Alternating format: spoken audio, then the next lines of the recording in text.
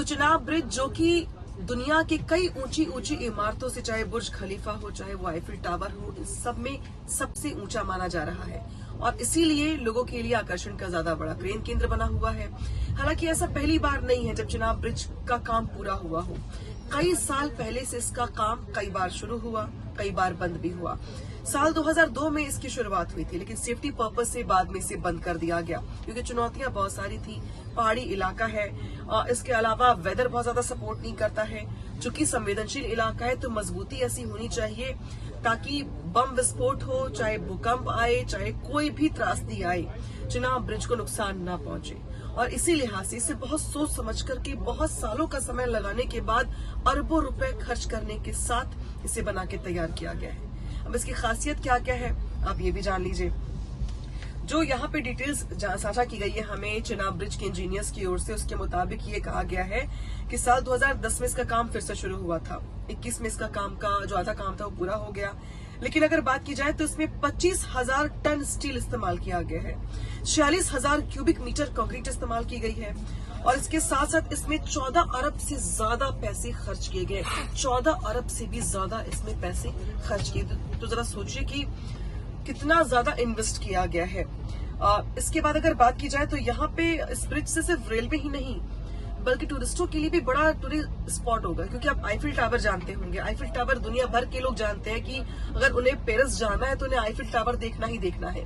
तो जरा सोचिए कि अगर ऐसा कोई ब्रिज बन जाता है जो आईफिल टावर से भी ऊंचा हो, तो न सिर्फ देश बल्कि देश के बाहर भी रहने वाले जो टूरिस्ट हैं उनके लिए कितना बड़ा ये अट्रैक्शन होगा जब उन्हें लगेगा कि ये आईफिल टावर से भी ऊंचा बना हुआ है। तो वैसे तो ये रेलवे ब्रिज है, कई ट्रेनें इसमें से गुजरेंगी, कई इलाके इससे जुड़ जाएंगे, लेकिन ये लोगों के लिए टूरिज्म का भी बड़ा स्पॉट होगा और ये कश्मीर के टूरिज्म को भी बड़ा बूस्ट देगा।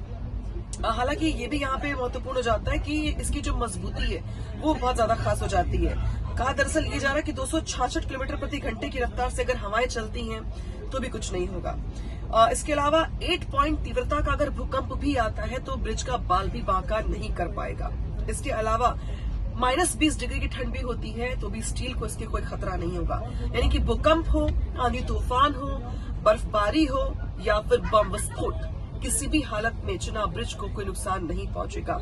और इसके अलावा जो इसकी ऊंचाई है, जो मैंने पहले भी बताया आपको कि आईफिल टावर से भी ऊंचा है, तो ये नदी से 359 मीटर इसकी ऊंचाई है और ये आईफिल टावर से भी 35 मीटर ऊंचा है। तो इसकी हाइट, इसकी बनावट, इसकी खूबसूरती चार चांद लगा रही है। इसी के साथ साथ इसकी मजबूती जिसपे खास फोकस किया गया है, जिसमें अरबों रुपए लगाए गए हैं और यही वजह कि 2002 से 2025 हो गए, अब जाके वो मौका आया है जब पीएम मोदी इसका उद्घाटन करने वाले हैं। हालांकि पहलगाम की घटना के बाद भी पीएम मोदी के जाने का कार्यक्रम था, वहां पे जम्मू कश्मीर के दौरे पर पीएम मोदी जाने वाले थे, लेकिन सुरक्षा कारणों के चलते पीएम मोदी का वो दौरा रद्द कर दिया गया था। इसके बाद पहलगाम की घटना हुई 22 अप्रैल को। 22 अप्रैल की घटना के बाद 7 और 8 मई को ऑपरेशन सिंदूर चलाया गया, जिसमें भारतीय सेना की ओर से स्ट्राइक की गई। तनाव चल रहा था इस बीच में। उस ऑपरेशन सिंदूर के बाद, तनाव के हालात के बाद, पीएम मोदी पहली बार जम्मू कश्मीर दौरे पर हैं। कल पीएम मोदी 10 बजे के आसपास पहुंचेंगे उधमपुर पहुंचने के बाद पीएम मोदी कटरा जाएंगे। कटरा में पीएम मोदी चिनाब ब्रिज का अवलोकन करेंगे, देखेंगे, समझेंगे इंजीनियर्स से कि कैसे बनाया गया है, कितना समय लगा बन के, तैयार कितना हुआ, ये तकनीक कितनी मजबूत है इसकी। समझने के बाद फिर वो वापस जम्मू आ जाएंगे, जहां पे वो एक जनसभा को भी संबोधित करेंगे। और ये पहला मौका होगा जब ऑपरेशन सिंदूर के बाद पीएम मोदी जम्मू कश्मीर के दौरे पर हैं। हम भी वहीं पहुंच रहे हैं पीएम मोदी को कवर करने के लिए, तो ये मौका काफी महत्वपूर्ण है, काफी संवेदनशील भी है। ऐसे में ये देखिए, हम ट्रेन में हैं तो देखिए यहाँ पे हमें कुछ चीजें भी दी जा रही है। क्या है भैया, ये इंडियन रेलवे की ओर से ये मैगजीन है। ओके, तो ये देखिए, ये हमें जो दिया गया है ये है वैली ऑफ कश्मीर। तो ये कश्मीर वैली के बारे में जानकारियां साझा करते हुए ट्रेन के जो स्टाफ के लोग हैं हमें लेके जा रहे हैं। इस पूरी मैगजीन में ही कश्मीर वैली को लेकर इन्फॉर्मेशन दी गई है।